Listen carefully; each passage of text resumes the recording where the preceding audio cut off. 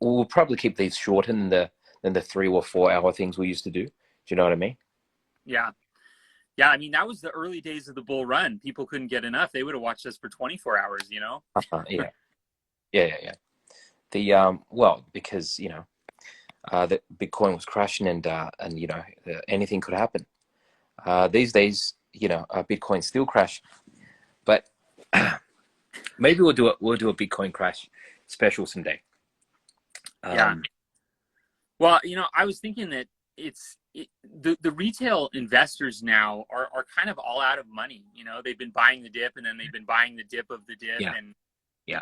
they're sort of the next phase of the bull run, if the bull run continues, is going to be more like the smart money, the people that took some profits. They're waiting for a good reentry point. Like all the Moon Boys and the Lambo people are kind of already in. They're out of money. They got to go work it. They got to do your plan C. If you guys didn't see Pablo's video yesterday, he said that, you know, he was talking about how plan B was wrong. And Pablo is, of course, plan A, as we know. He's been the most accurate influencer so far. But plan C is McDonald's. Like, you got to go back to work at McDonald's to get your money so you can buy I'll the show you. coin. That's plan B, and that's plan C. Pablo's plan A. So there you go. So let's take a poll in the chat. You guys put a B, or C in the chat. Who are you listening to? Are you listening to Pablo, plan A, plan B, of course, or are you just going to go to plan C and go? You know, there's nothing wrong with flipping burgers. I mean, that's one of the things that young people have on their side is like, look, if you're 18 or 20 and you went like all in 100x leverage on crypto and you lost it all, well, you've got enough time. You can make your money back, no problem. Unless you go all in on Ohm Forks, on Ohm or Ohm Forks. Now look, I better not kid around. These are Ponzi schemes in my opinion. So I better clear that up before we get reported here. So but I don't see that. I say that Ponzi schemes necessarily in the negative sense of the word. There can be a neutral sense of the word for the word Ponzi. For those people who are unfamiliar with what OHM is and what the Wonderland time fork is, are you able to give us a quick rundown, Brian, so that everyone can catch up to speed? Well, yeah. I mean, so the original projects were they sort of created this yield system, which, first of all, everybody needs to be aware of, that they're measuring the yield in APY. What that means is that those high yields you see only work if you keep your money in for a whole year.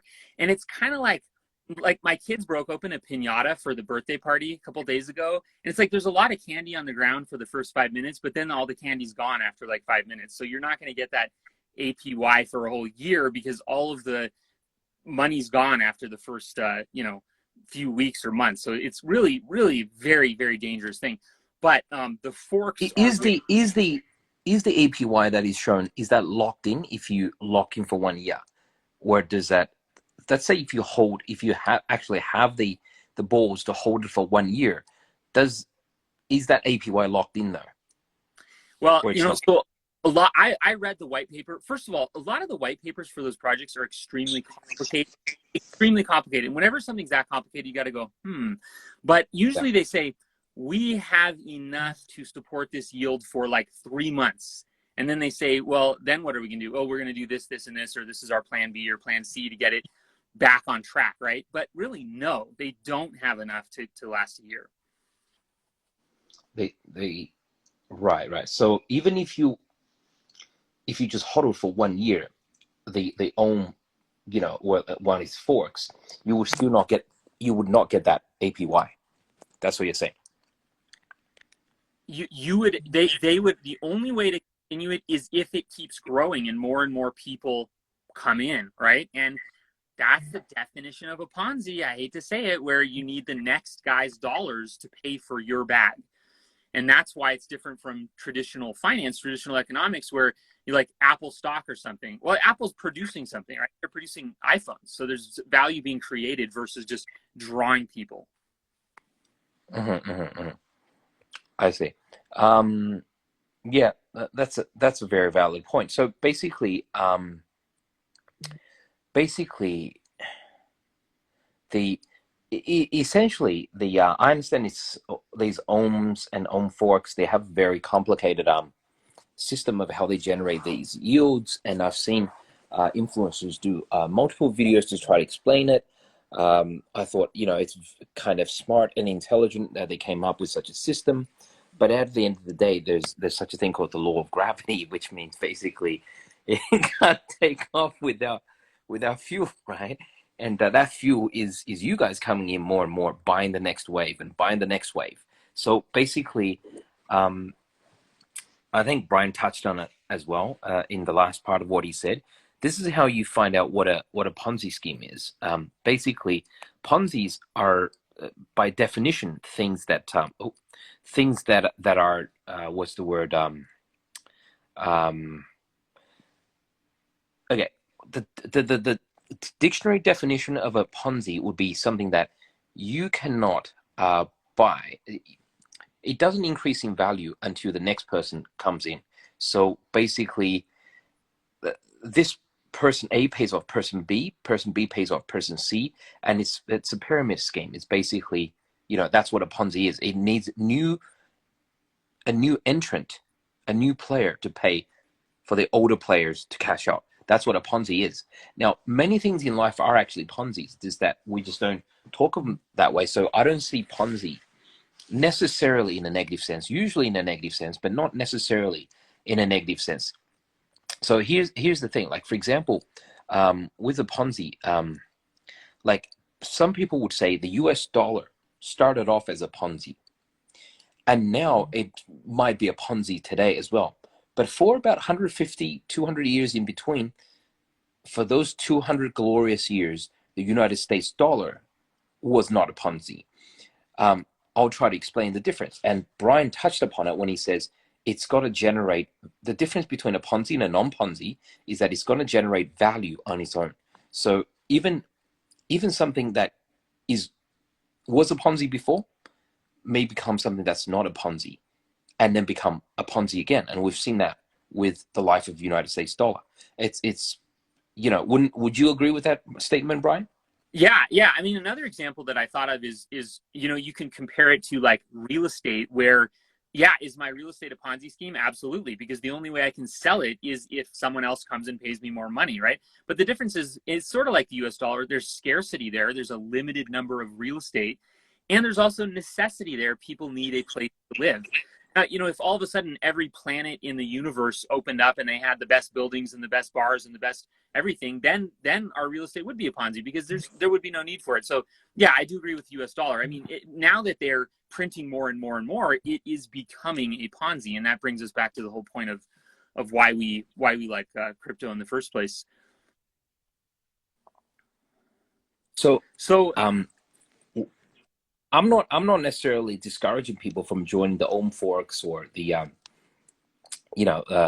Ohm knives or pitchforks or whatever it is. That's all fine. Here's the thing: as long as it's making you money and you understand what it is, then you're not likely to get shafted. You know what I mean? So if you understand what it is, so if we can explain to you what Brian and I are trying to do, if we can explain to you properly what a Ponzi is. So if you understand that, then basically you understand, oh, okay, I got to watch out for these things, and I got to try to make my money and then get out before it all collapses, kind of like Dogecoin or kind of like Shiba Inu. So here's the thing. I don't want to offend anybody here, but you could argue, it's arguable, you could say religions, some of them are Ponzi's as well. The belief in democracy or communism or any form of government can be a Ponzi until it starts producing value. I'll just quickly use the United States dollar to give an example, illustration. So for example, like when George Washington, this nobody guy, he wasn't much of a, he wasn't much of a big shot before the war started. And he said to everyone, we're going to form this new government. We're going to overthrow the king. We're going to start the American Revolutionary War. There's going to be a new country called the United States of America, all this. It's selling hopium. It's kind of like people selling you the hex coin today, or this coin or that coin or whatever. And it's a pure Ponzi, because he cannot take that money and pay himself, his own wife, his soldiers, until new investors come in and pay them with that money. And this would continue for years until the United States government could actually collect taxes and become profitable as an actual entity. So the thing is, of course, America grew stronger and stronger, and the cotton trade, the textile trade with Europe, and the railroads, all that took off. Technology, the opening up of the West, the gold rush, all that generated a lot of income for Americans, and therefore taxation dollars for the U.S. government. And back then they couldn't print; it was all backed by gold. So that means however many U.S. dollars they could issue meant how much gold was actually in reserve in the U.S. Treasury vault. And so therefore the U.S. dollar was growing, but it was backed by real gold generated by the actual economic activities. That's in the United States. And then now we're getting to a stage, yes, there are still lots and lots of value being generated. And Brian touched upon one half of the reason why you could say United States dollar is a bit of a Ponzi today. It's because, yes, they're printing a lot of the debt, but as long as if they're generating enough value to cover the debt, then that's fine. But we all know they're not generating enough value to cover the debt. One, taxation is not enough because the federal budget deficit is at the highest it's ever been, like this last month, and they have to raise the debt ceiling and raise the debt ceiling and raise the debt ceiling. They have to raise that debt ceiling every 2 to 3 months, right? We all know this. So you know what that means. That just means we just have to borrow more, and then we have to borrow more to pay the next guy. That's why it's very obvious why China and a lot of these countries are like, we're not buying any more of these US dollar debt unless we get something good in return, unless we get a geopolitical advantage. So because say if we bought US dollar debt and that money's been paid back to us, well, that's not generated by the actual American economy and taxation dollars paying us back. It's basically saying US will go out and try to sell that debt to more people, to say, I don't know, like Germany or Spain or whoever wants to buy it, and whoever pays that money is given to pay us. And that's why the debt ceiling is being raised and again and again and again. In that definition, you could say even the US dollar is a Ponzi. So not every startup company in the world before Tesla started actually making cars, making money, it was a Ponzi because it needed new investors' dollars to pay Elon Musk, to pay the engineers to keep them working for 365, 700 days, whatever it is, before that first model was produced, before the first model could start selling and generating money, whatever it is. And so you got to be careful what a Ponzi is. And when you look at things like Ohm Forks, yes, they could make a lot of money, but just understand it's a Ponzi. And when does a Ponzi break down and realize something that actually has intrinsic value, like Coca-Cola or McDonald's, or that is a Ponzi that could potentially produce value. And the last thing I'll say about these Ohm Forks is that I don't think they, like Shiba Inu, I don't think they ever have, it's not part of that code. It's not, they would never have a chance of actually generating real value. It just basically depends on more money coming. So in that sense, they're a pure Ponzi. Yeah, I think you touched on something really important there, and that is that people don't know that these forks are necessarily Ponzi's. If they knew, it would be okay. They would take their initial investment out, they would practice risk management. But like with meme coins, for example, everybody knows it's just fun, it's silly. Nobody's like, oh my gosh, this is what I'm going to do for, to make a real return. The danger, I think, with the Ohm Forks and Time Wonderland and all that is that they are presented as, hey guys, if you just stake this during the bear market, this is your passive income, this is your financial freedom. And it's literally the worst possible. They actually stake it during the bear market. The bear market is the worst possible time to play with that fire, because that's when it's going to collapse. That's actually the worst time. The worst time to be staking anything. Like I mean, what Okay, I think you explained this rather well the other day. Like, I know problematic to be staking during a bear market. Um, how would you actually? What was the wording you used to describe the problem of staking during a bear market? Yeah, I mean, it's staking during a bear market is when you are counting on the staking mechanisms to give you passive income, but those mechanisms are going to break down. You know, a lot of staking, first of all, you have to define what staking is. People use staking as like this blanket term to describe any income they get in crypto. Some of it is validating nodes and being a network validator in crypto, which is really important. Some of it is lending out your crypto, like on Celsius, which actually isn't really staking. It's more true DeFi, decentralized finance.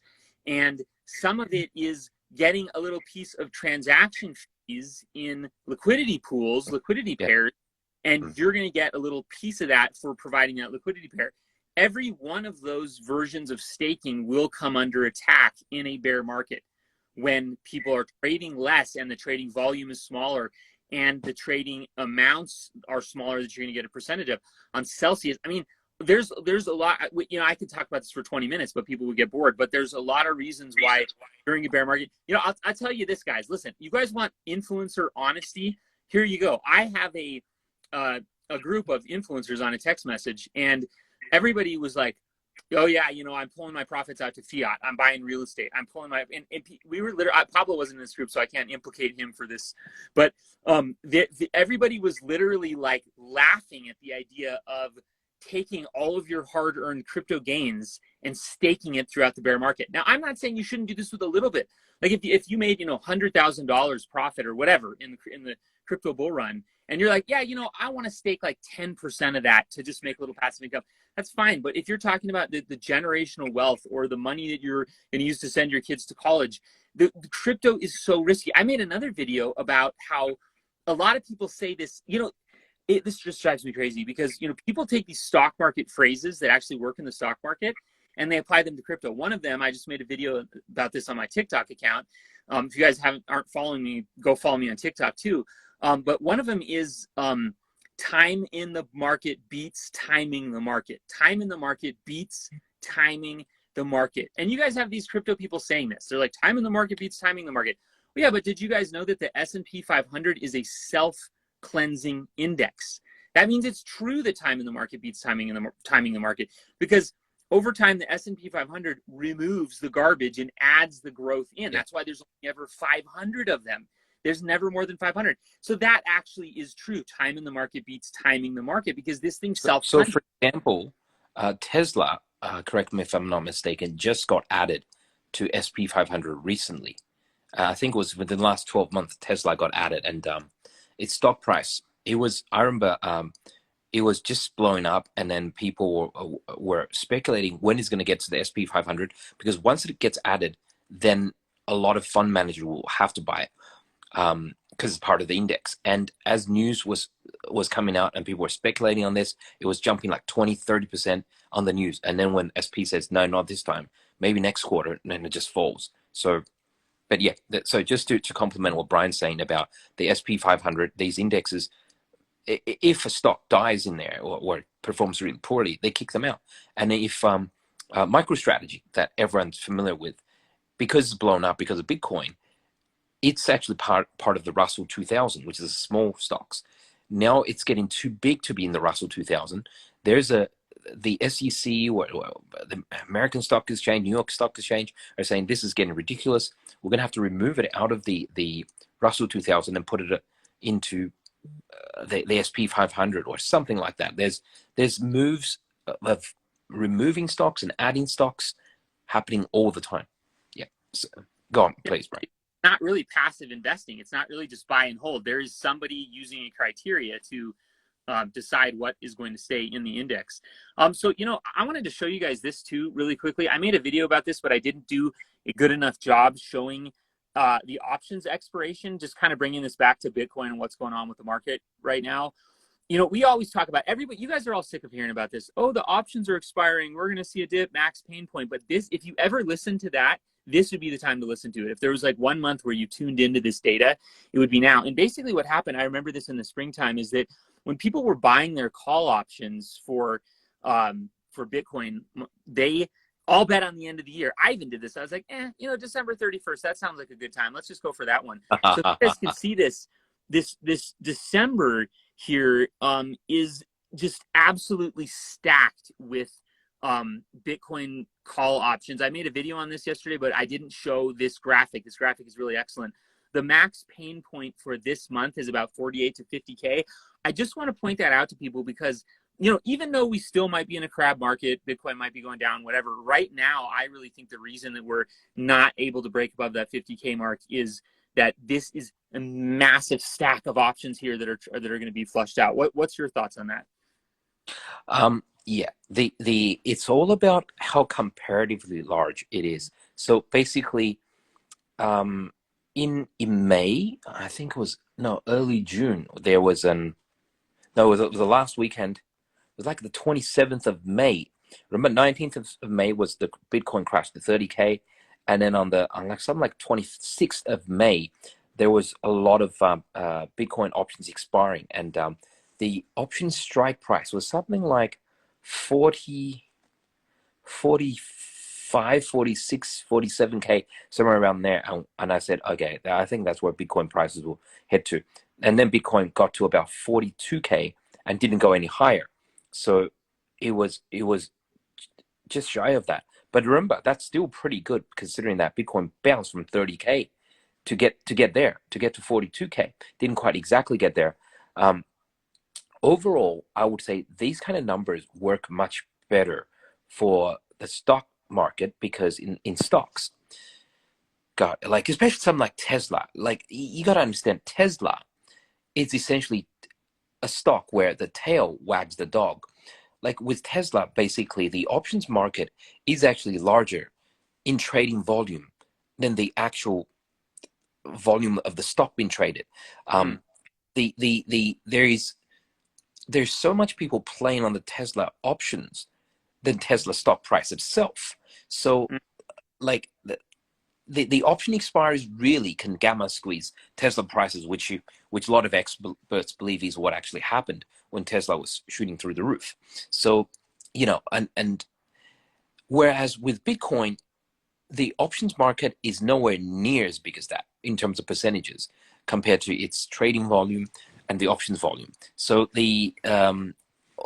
what have you got there? You got the puts and calls. I was just showing that the expiration. Can I see? You're hitting on it.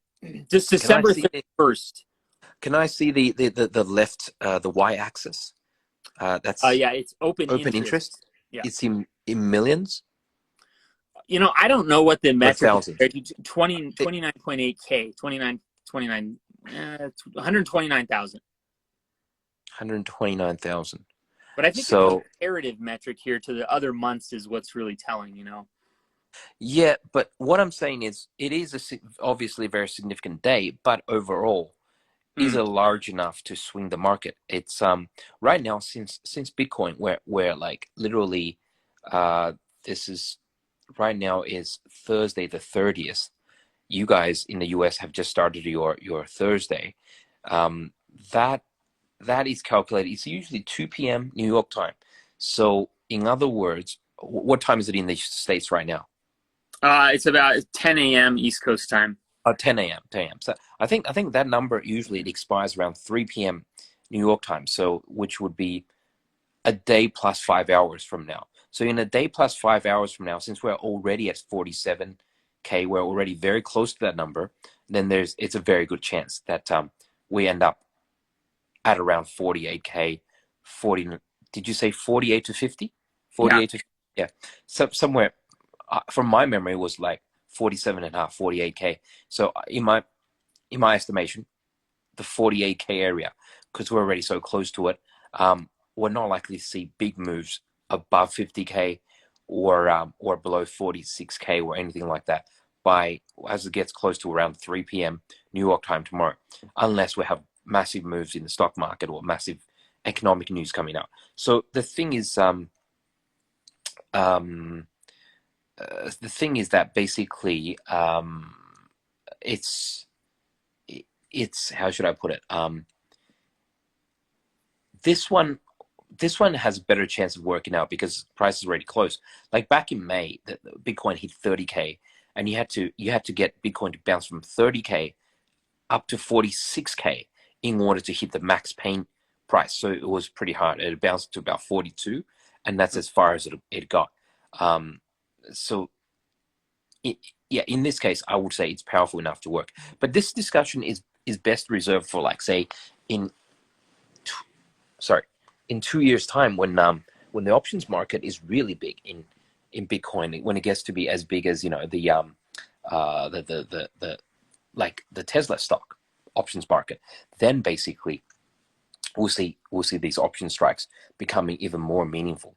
Yeah, It's you guys. I had this conversation with Pablo like maybe a week or two ago, and he was explaining something to me that I never knew. And if you guys don't know this, it's really fascinating that in crypto, a lot of the market, a lot of the price action is driven by speculation, options, leverage, and it's like the tail. What he means by the tail wagging the dog is it's not just like your grandma buying GE stock, where it's like if your grandma buys but your mom sells, there's just a buyer and a seller, and it's market maker, and it's a bid and an ask. There's actually a whole different thing going on behind the scenes here, which some of you who are more sophisticated may already know, but a lot of people don't, that the whole crypto market is the tail wagging the dog of these highly leveraged, highly speculative, risky futures market plays. That's why when, I can't remember if it actually happened, but a few weeks ago when they were talking about banning Binance, canceling Binance, which, by the way, if you guys don't know, Binance is back in Canada. We thought Binance was going to be canceled in Canada, shut down, but just recently they're back on track. And that piece of news, along with some other news, is actually pretty bullish. But that's why everybody's like, oh my gosh, the crypto market might collapse because, when all these futures trading disappears, it actually has bigger impact than you realize.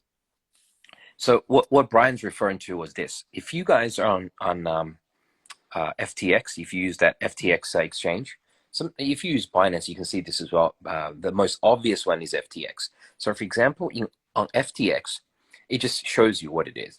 If you type in, you don't even need to look for it. If you type in Shiba Inu right now, like if you SHIB, if you open up your FTX exchange right now, you type in Shiba, you will see that it'll say SHIB/USD. That's the spot contract. And it'll be something like $100 million traded today. But if you were to open up SHIB USDT futures, like perpetual contract, that's the futures contract where you can bet, say, 50x or 100x, it'll say $1.3 billion traded today. And you can find those statistics on Binance as well, but you actually have to open it up and look at what the volume is for the day. And what really dawned on me was when I just searched for SHIB on FTX, it just popped up. It's asking you which one would you select. You trying to find SHIB futures or SHIB, the actual coin itself. So when I looked at that, I thought, gee, now let's look at a few more pairs. And what invariably happens is, especially with the really hot coins like Shiba Inu and Doge Instay, when it's running, the futures trading volume is sometimes up to 10, 20 times larger than the actual trading volume. So what the example I actually used to Brian is this: it's kind of like this spot trading. So there's two trading going on here. There's spot trading, which you think is what's going on, and then there's the futures trading, which you don't see what's going on, but matters a lot more. So it's like this. Spot trading is when you actually buy the Shiba Inu coin, or when you actually buy the Bitcoin. That's the coin you actually buy. The futures trading is just basically like a game, like a bet. It's betting on where SHIB and Bitcoin is going to go, and you can go 100x. Where on Binance you can go as much leverage as 120x to try to make money off that. And what happens is basically this. Again, I'll use one very quick analogy. I said to Brian, imagine your kids and some neighbors' kids are betting each other on a race to the lake. They have to go through the little woods, hop over people's fences to go to the lake. So they bet each other $1. That's because they're kids. That's all they have, and they're along the way they will probably push each other over or trip each other or whatever kids do to try to win that race for $1 for fun. But imagine, Brian, you and I were sitting on the porch and we're two adults and we're like, hey, Brian, I bet your kid loses. And Brian says, no, I bet my kid wins. And I said, oh yeah? I'll bet you $1,000. Brian's like, are you chicken? I'm so confident in my kids. I'll bet you $100,000. I'm like, chicken? Who's chicken? I'll bet you $1 million. So imagine this: you've got two kids who are running to try to get to the lake, from their house to the lake, and they're betting each other $1 each, right? And then you've got two adults betting on those kids, putting in significantly more. Let's say $1 million each to make this example work. So then you can think what kind of race this is going to be. If there were no outside bettors, adult bettors who are much heavier bettors, then it'd be just two kids playing around. They might push each other. They might try to trip each other. They might like push a little cart in each other's way to try to block each other and try to whatever, right? Or they might try to jump the starting gun. But when there are adults involved who are watching this race and they have bet each other $1 million each on which kid is going to win, then some really shady stuff's going to happen. They could drive up and kidnap the kid, right, and hold the kid back for like 10 minutes whilst the other kid keep on running. They could drive along, open up the door and say, hey, Brian's son, jump in, just grab him, put him in the car, and then step on the accelerator and drive to the lake. Anything can happen. Do you see what I mean? So how does this relate back to crypto? Well, what happens is sometimes you see that there are so much futures. For example, what happened? Why was there a crash down to 42K? A month ago, because when prices got to 53K, so many people thought, okay, this must be the bottom. This must be the bottom. There's no way it breaks 53K. There's so much betting that there are so many people going long, and very few people thought, oh, it's going to go through 53K and then drop into the 40s, that there were maybe this little bit of people betting shorting, and this much people, like say, maybe 10, 20, 30 times more people going long at 53K. Now, the exchanges then had to get involved, because who takes the other side of the trade has to be the exchange. Because if so many people are going long, some people need to go short. So the exchanges come in and they basically say, okay, we'll have to go short here.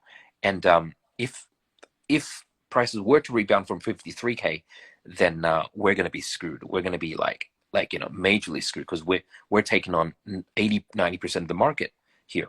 So they had to crash the price basically below 53 and go all the way down, so they can take out all the longs down there. It's called what they call a long squeeze, and that's why you see it goes down to 42 and never goes there again. Boom, back up to 48,000 in 1 hour. What's happening there is exactly what's happening like in that kids race. It's forces betting on involved that are much bigger, betting money that's much bigger than what's actually in the race, getting involved to influence the results of the race itself. Anyways, I hope that can help you guys understand what is actually happening with Tesla, what is actually happening with Bitcoin and crypto markets. That's helped me understand it tremendously. That's a really, really, really good analogy. So a lot of people are asking about cherry networks. I wanted to touch on that recently. Me and Pablo have invested in cherry networks, and a lot of people are excited about it.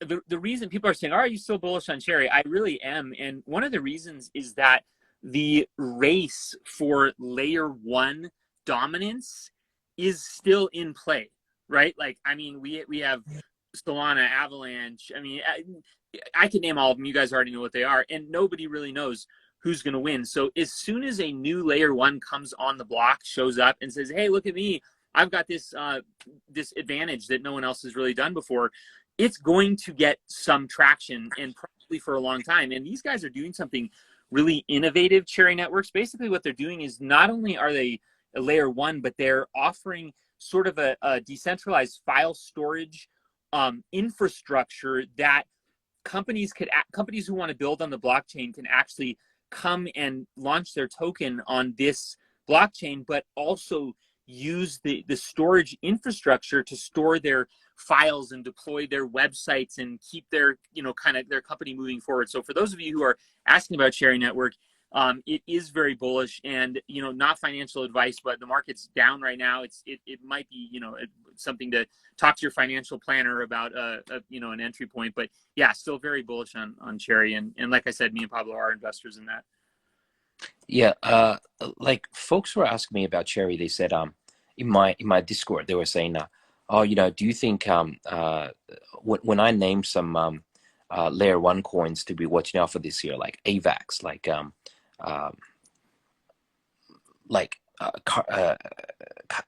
Cadena, Near, or Luna's not really layer 1, but it is in theory. It's built on the Atom blockchain, which I think also has a lot of potential, but it is kind of building the ecosystem. It is the floor on which the ecosystem of the UST financial system is being built.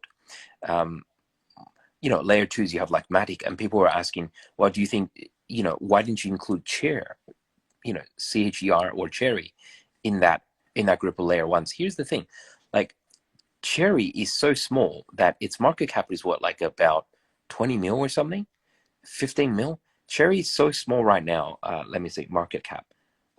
It's so small. It's fully diluted market cap. Yeah, $11 million.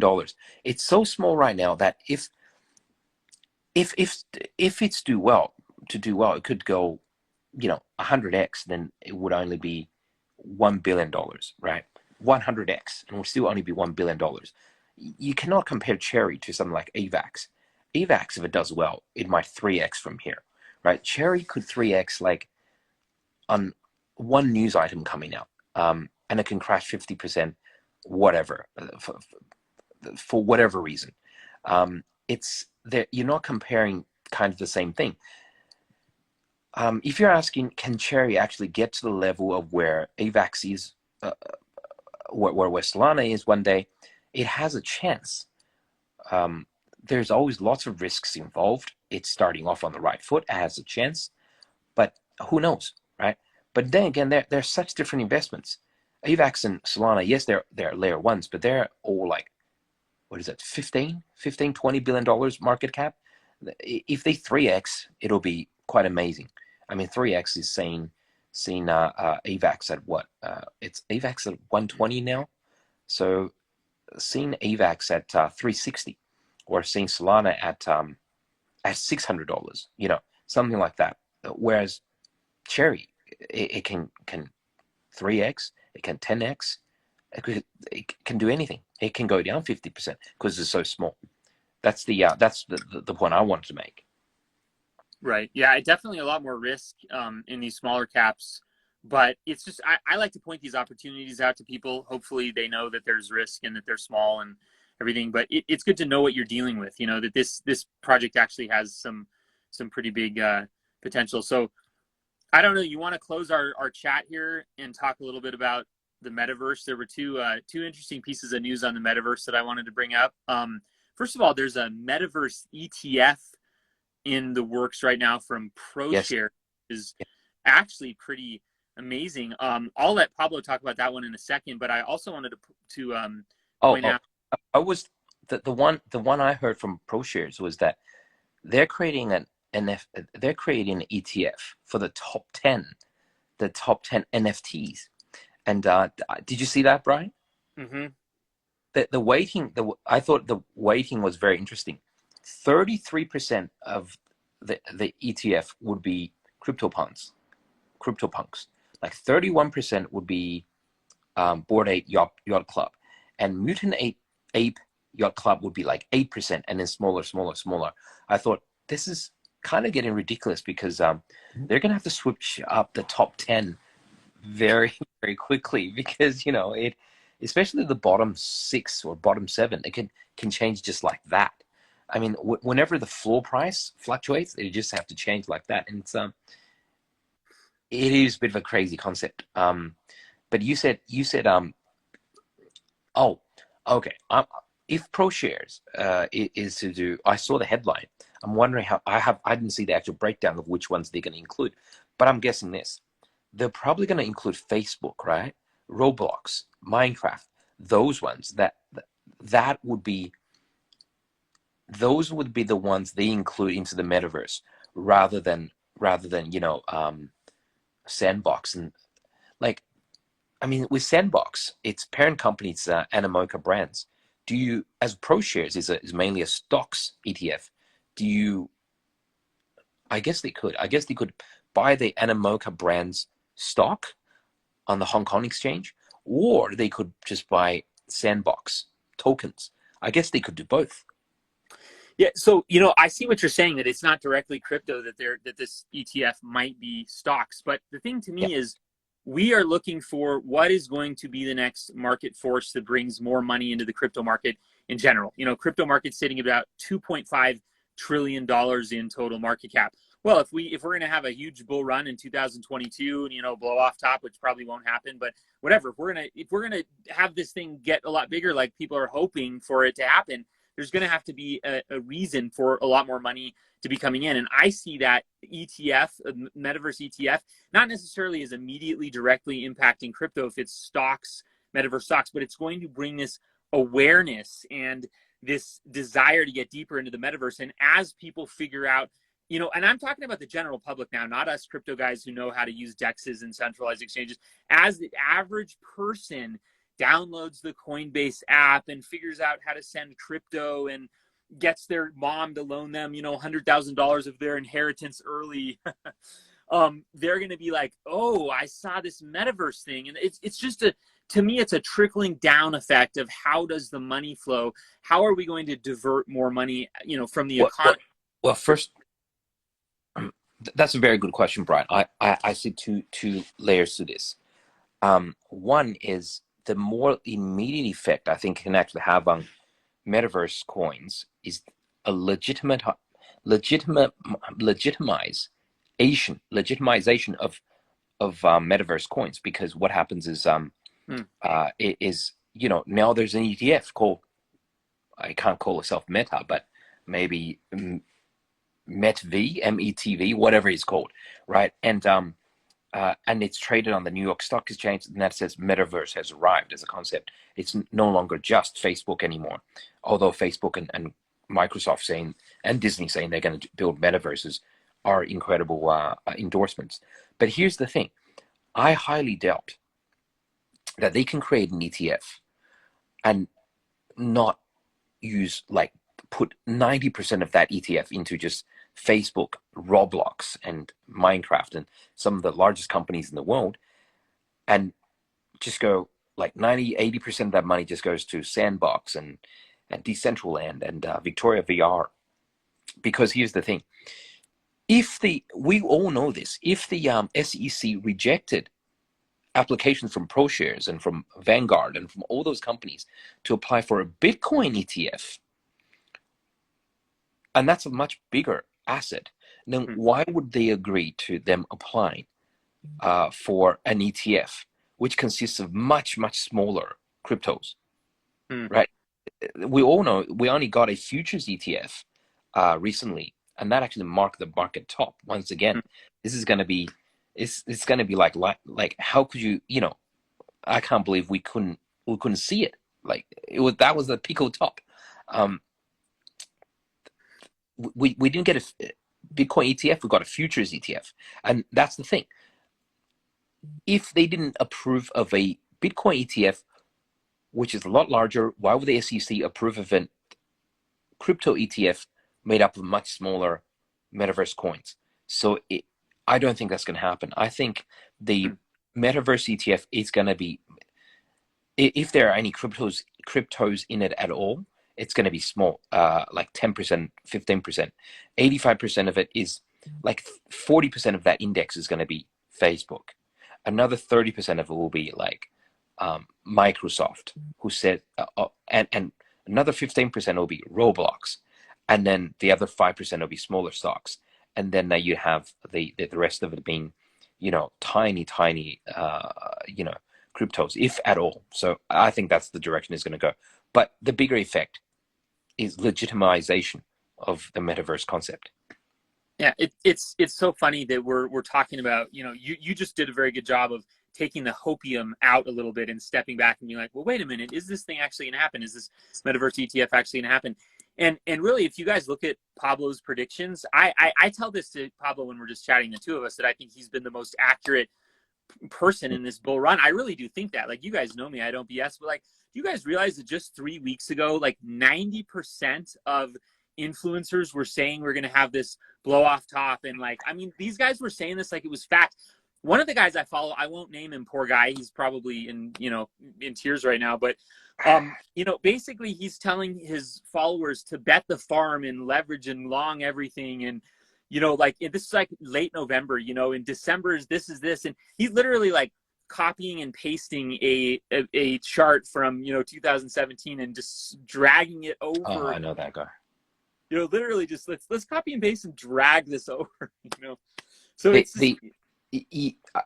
thank you, Brian. Thank you for that acknowledgement. Here's the thing, like, I don't think it's funny. They say Mark Twain said, history doesn't repeat itself, but it rhymes. So here's the thing: you cannot, I believe, simply drag and paste 2017 to 2021 bull run and be like, yeah, that's exactly how this RSI, 2-week RSI, that guy loves these 2-week RSI stuff here, and therefore we're up we go.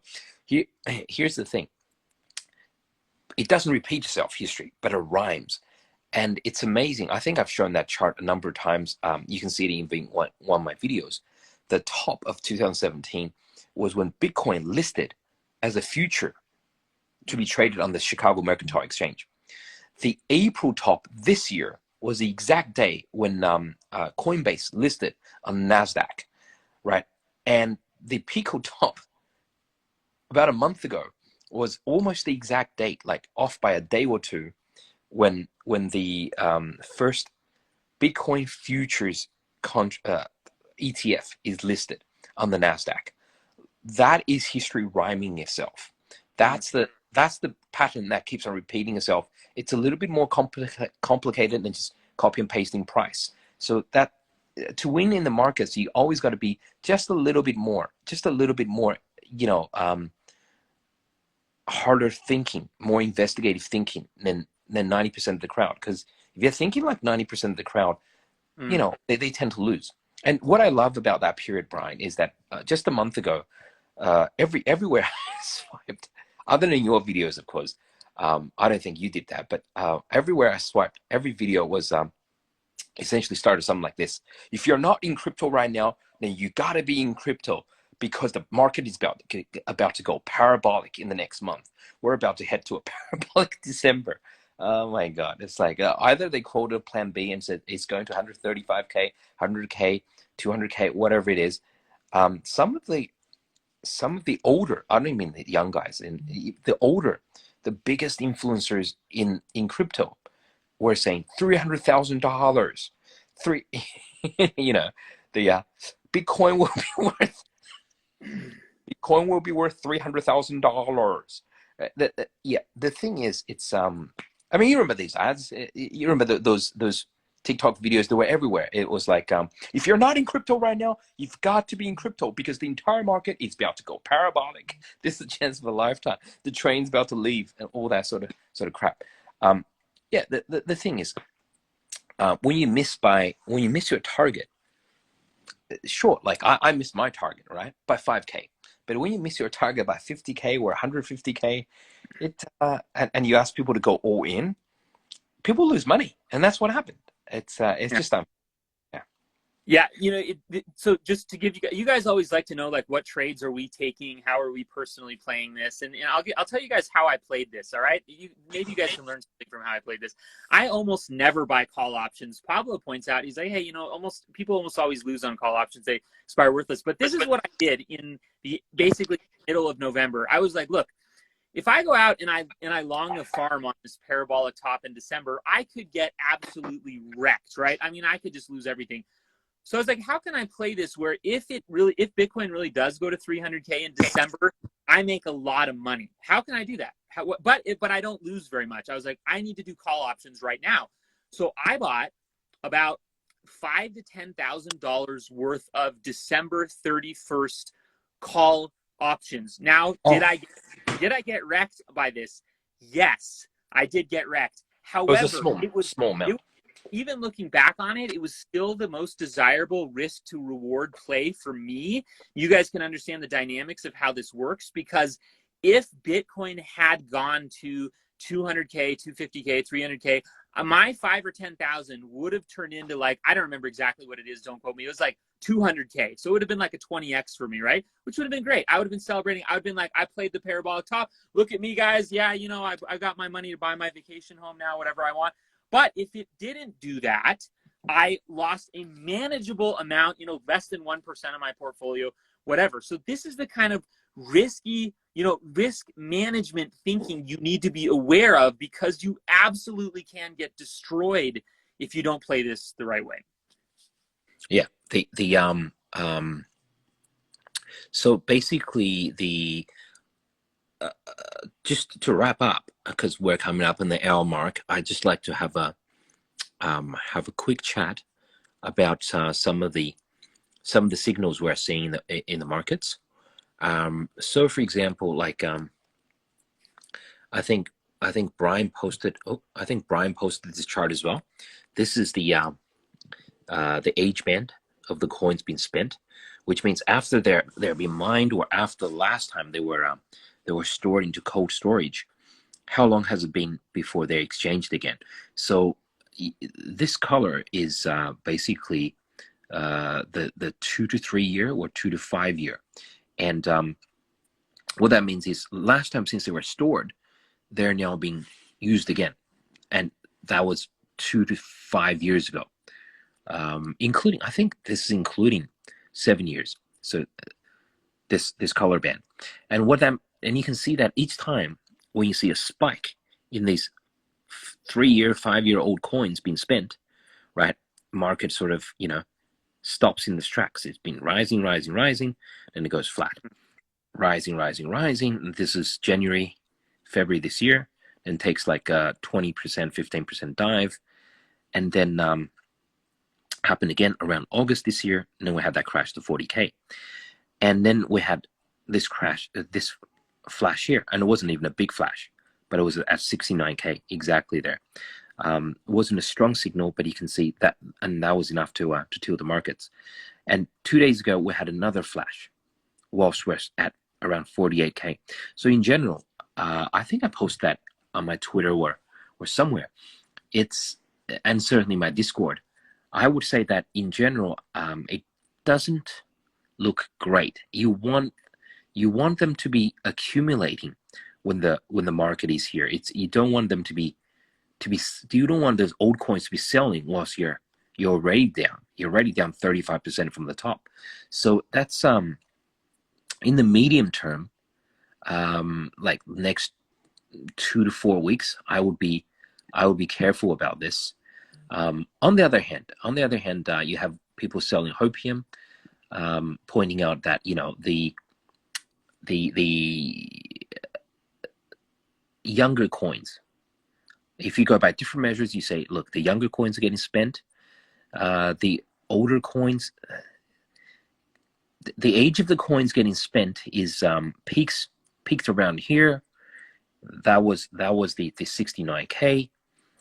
When it peaks, it creates these sort of peaks. And right now, it's the age of the coins being spent is getting less and less and less.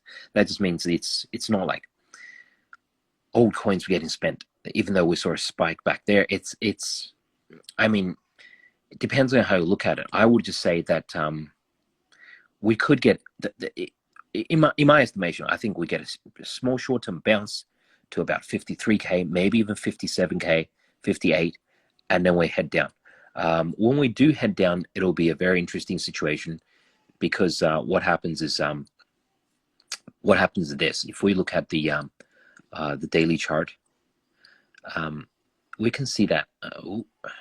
So this is where Bitcoin is right now. If we get a bounce here to say that's about 53.54, oh sorry, 53.54, and we get about, or get to 57-ish, and we come down again to say 41.42, then you can see it'll be a very classic shoulder, head, shoulder. I don't think we get above 69k this time, not for a while. So shoulder, head, shoulder, and it'll be a very interesting time when it gets there. The market is going to be split again, just like last time, saying, you know, is it going below 30k or above 30k? And there's going to be a lot of debate. That's where we're going to end up to be. With the neckline around somewhere around there, around the low 40s. So that'll be an interesting time to watch out for. If you are holding losses, I recommend getting rid of some, selling some when it bounces into the 43k or above area. I don't see the chance of a major rebound and going into 60k and above 69k, whatever, just because of the environment we're in. I mean, everybody's every investment bank in the world is tightening monetary policy. So I don't know, beats me how that could happen. Well, guys, thanks for hanging out with us for the last hour. I think an hour's about the right time, wouldn't you say? It's been an hour, yeah. So we are gonna put this on our YouTube. If you guys missed it or want to go back and watch, you know, some other segments, you guys can subscribe to both of us on YouTube. Pablo's is Pablo Heeman, of course. I just started a new YouTube channel, Brian Ross Crypto. So we hope you guys will check that out, and we will see you next time.